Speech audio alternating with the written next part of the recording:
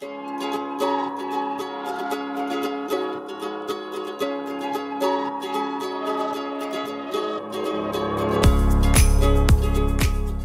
podjetju ZKD smo že od samega začetka želimo biti inovativni, drugačni, ekološki.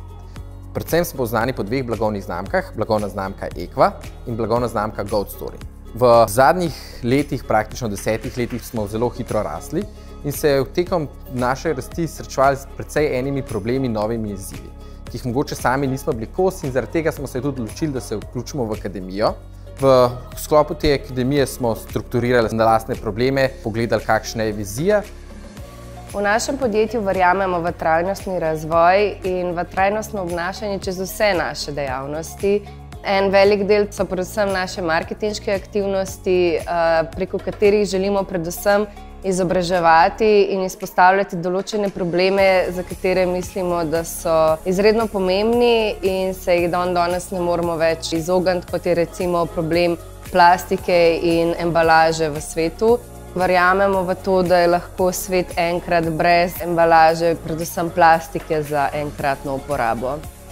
Mi smo v sklopu akademije, po mojem mnenju, največ naredili na komunikaciji. Breda je s pomočjo individualnih intervjujev z zaposlenimi uspela identificirati ogromno nekih informacij, dejavnikov, ki jih je potrebno še izboljšati. Prvič po parih letih smo izvedli anketo z zaposlenimi in ugotovili, kaj nam v bistvu na tem področju še manjka, da bojo zaposleni še rajši delali v našem podjetju. Meritve za trajnostni razvoj smo prenašali tekom procesa tega izobraževanja na vse ostale zaposlene.